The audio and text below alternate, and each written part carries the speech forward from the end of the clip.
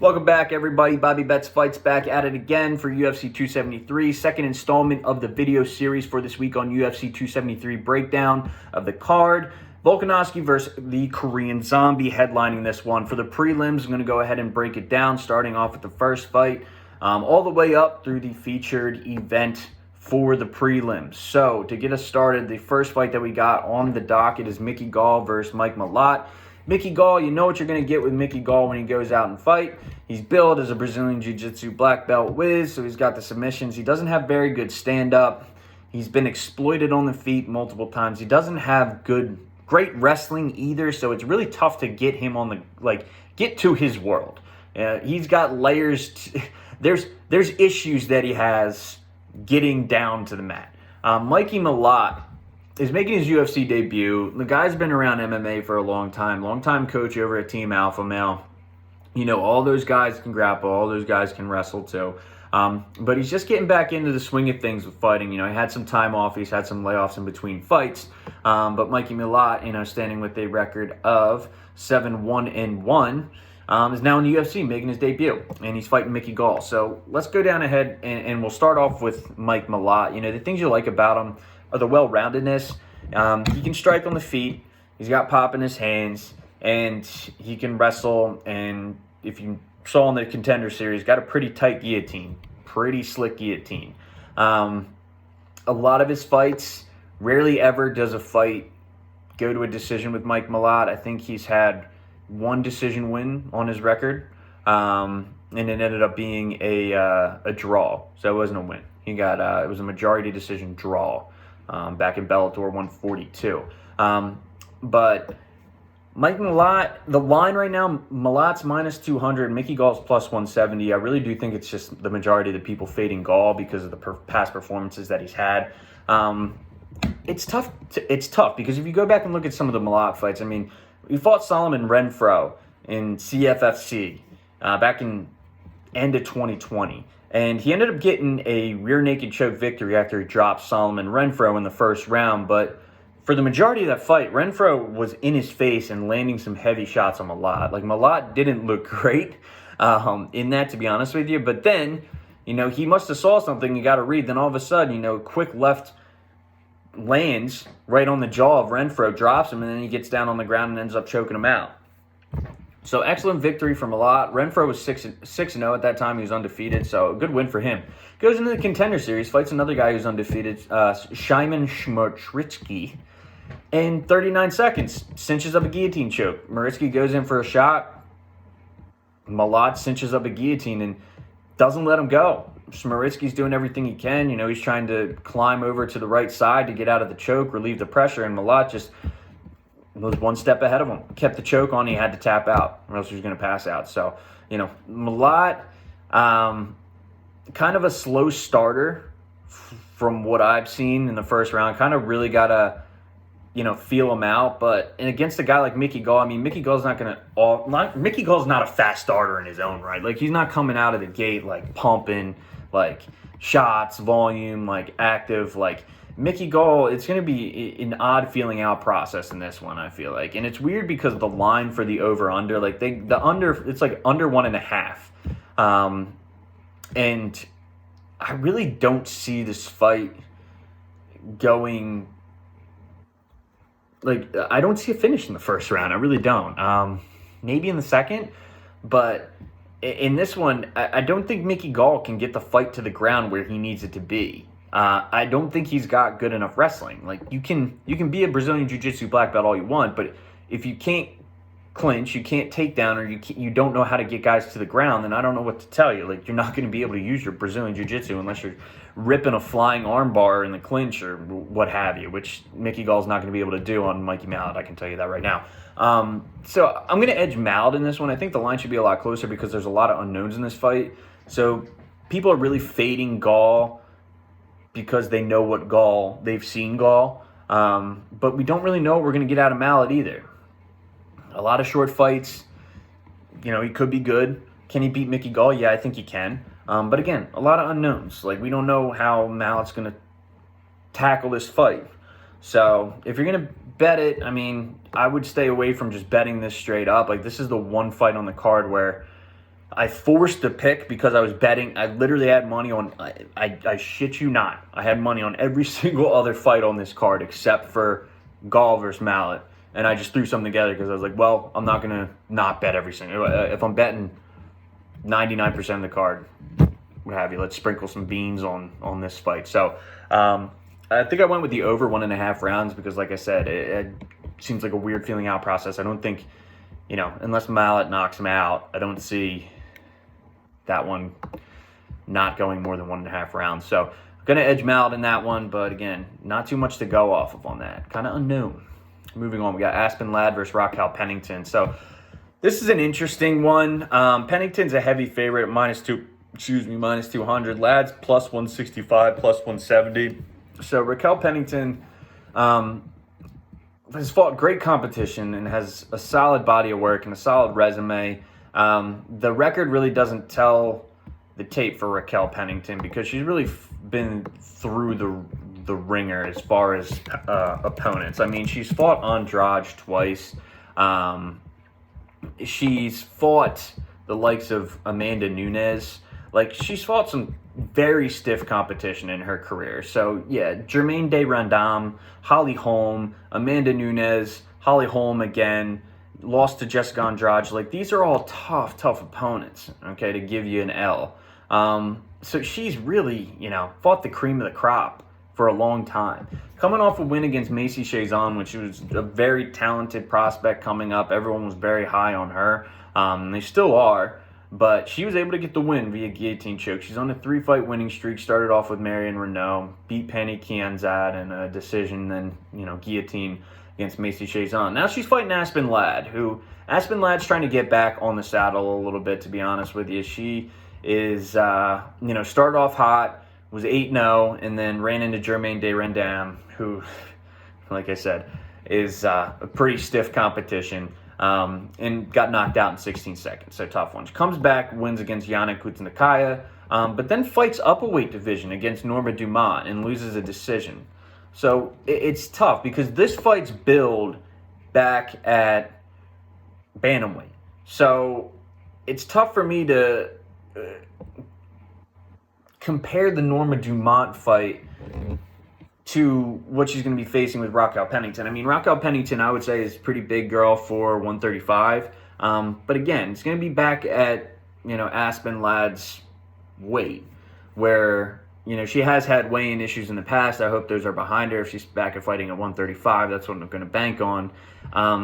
But I really don't think in this fight that Pennington's going to have, her size is going to play that big of a part. I think Pennington's going to have the advantage on the feet with her stand-up. I think she's got some pretty crisp boxing combinations, I guess you could say. She had a tough time with Kianzad early in the fight. Kianzad really kind of drowned her with volume in the first and the second, and then Raquel started to kind of land some heavy shots, do some damage, got a takedown, was on top in the grappling exchanges. But that fight really, in my opinion, could have gone either way. Kianzad, just like I said, just drowned her in volume. It was tough for Pennington to get going. Didn't throw nearly as much volume.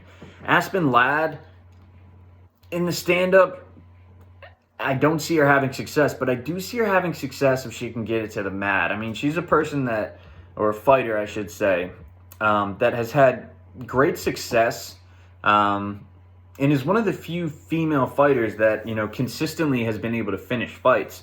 You look at the Lena Landsberg fight, Tanya Evinger just got her down to the ground, just winning by ground and pound. So, I mean, when she gets the fight to the ground, she's like a suffocating force.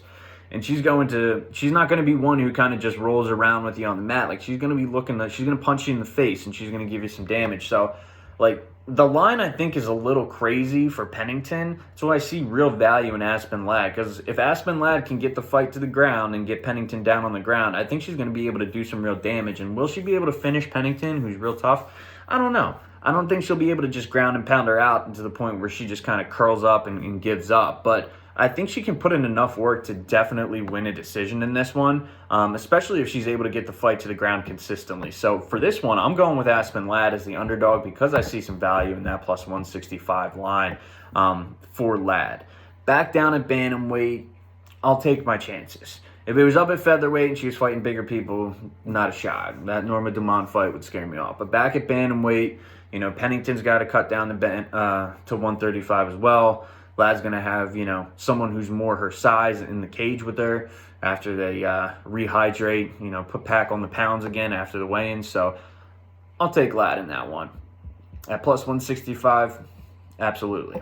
Moving on, we got Jairzinho Rozenstruik against Marcin Tybura. This is another one where you know what's going to play out. You know what each person's going to deploy as their strategy. So Tybura, heavy wrestler.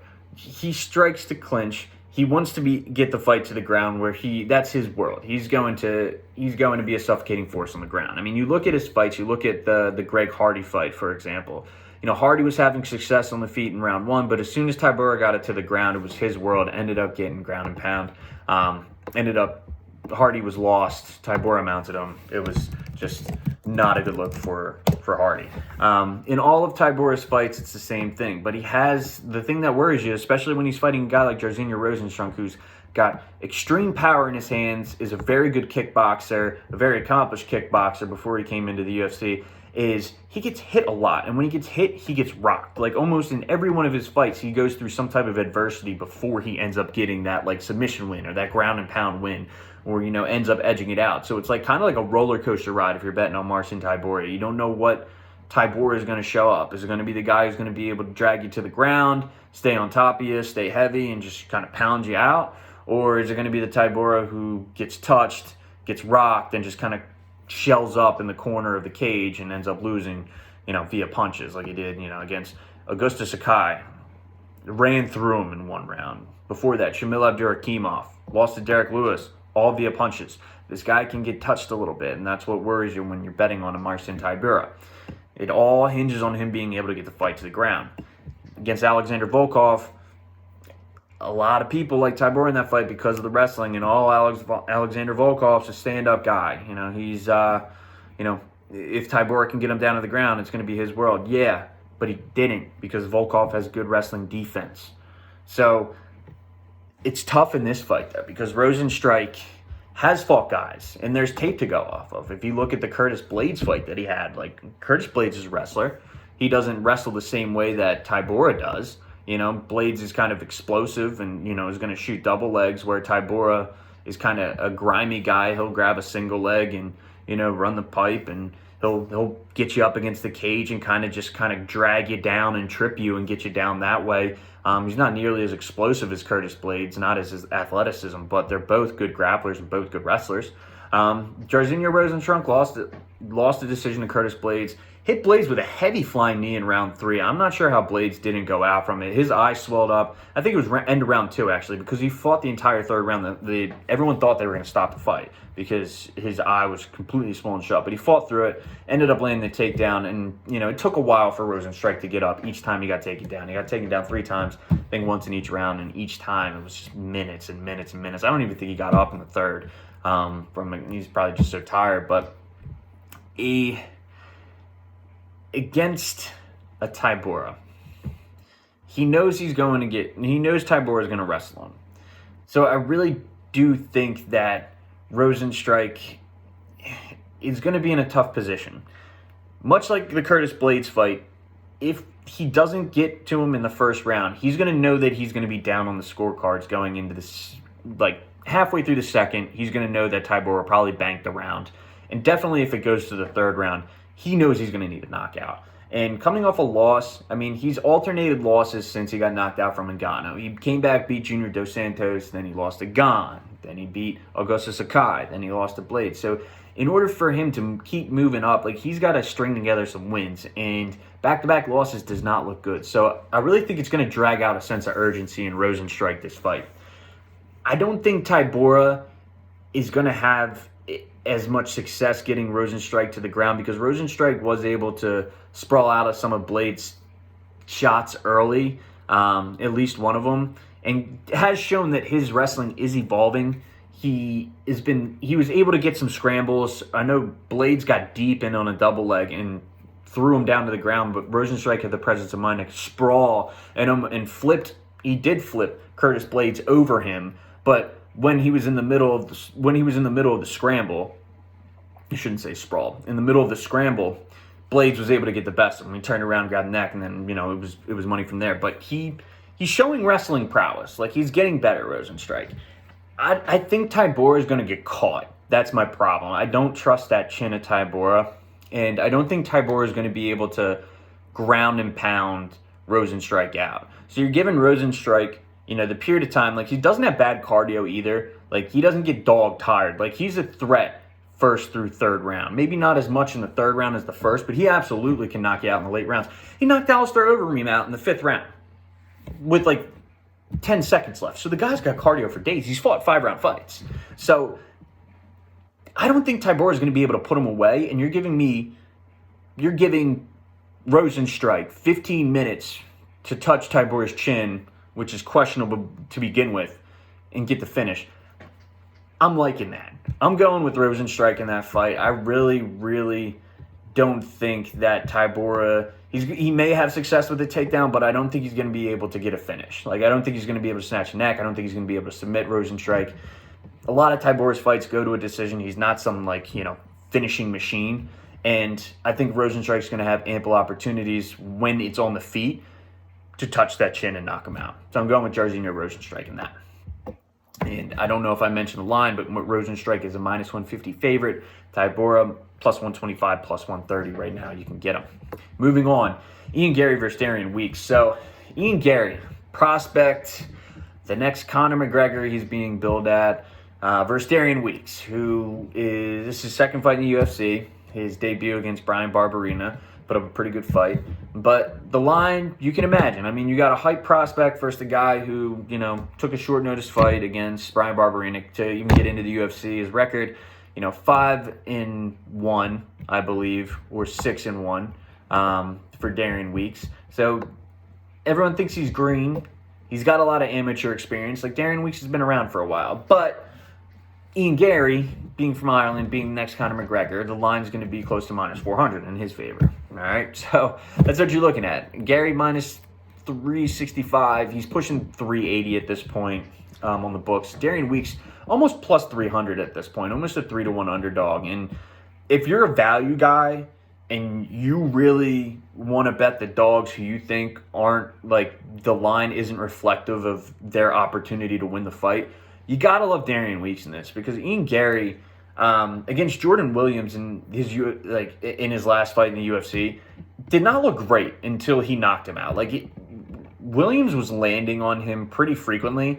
Gary was bloodied up at the end of that first round, and if Gary doesn't land that head kick, it goes in the second round. I mean, who knows, honestly. I mean, Gary couldn't have been very confident going back to his stool if he had to, barring the knockout. But with Gary, he does hide the kicks really well. Like, he'll throw out the jab and some type of punch to kind of get in the eyesight and throw you off. And then he lifts the kick up really quickly.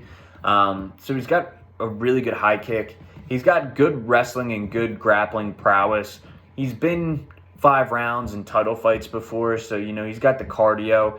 But his striking isn't anything to write home about. He does get hit. And Darian Weeks, if you go back and look at the Brian Barberena fight, I mean, Darian Weeks got touched up himself. He ended up losing the decision to Barberena, but it was an exciting fight back and forth. And Darian Weeks has a little bit of a chin on him, could definitely take a punch. And Darian Weeks dished out some good damage to Barberena in the process. Evil was able to land some takedowns, which is pretty easy to do against Barberena. Barberena will concede to a takedown because his game plan is, I'm just going to figure out a way to get right back up. Not very hard to take him down, so not too much stock to put in that one. But if you're looking at this fight, I mean, I think Gary, if you think he's going to go out like a -380 kind of guy, -400 favorite, and knock Darian Weeks out, I think you're going to be a little shocked at the outcome of this fight. I think Darian Weeks is really going to give Gary some problems and really show some adversity. At the end of the day, I have Ian Gary winning the fight. I think he's got the length, and I think he's got a well-rounded enough game to be able to, if he gets taken down by Weeks' reverse position, I think got to give him the advantage in, just the grappling, not the wrestling to get the fight down to the ground. Probably say it's pretty even there, but if Weeks does shoot it and get him down to the ground, I can see Gary reversing position and just being the better grappler and the better guy at practicing Brazilian Jiu-Jitsu. But on the feet, I mean, Darren Weeks is going to touch Ian Gary. He's got good volume, got good boxing combinations. I mean, if you're willing to stand and trade in the pocket with Bryan Barberena, and you last the 15 minutes for all 3 rounds, I mean, you got to know what you're doing on the feet to do that, because Barberena is a pretty solid striker in his own right, and he's not afraid to bang. So if you go in there and bang with Bryan Barberena and live to tell the tale, I'm going to give you some credit. So I think Darren Weeks can pose a problem to Gary. I think it's going to be a closer fight than people think, but at the end of the day, I'm going to go with Ian Gary on that. I do think he's slightly better. I got to go with the person who's going to win the fight, but I can tell you right now, if I were to cap this myself and put a line on it, Ian Gary is minus 180. Maybe. Definitely not minus 380, minus 400. That's my take on that. But anyway, that concludes the reviews for the prelims. Next video up is the main card. Catch y'all later.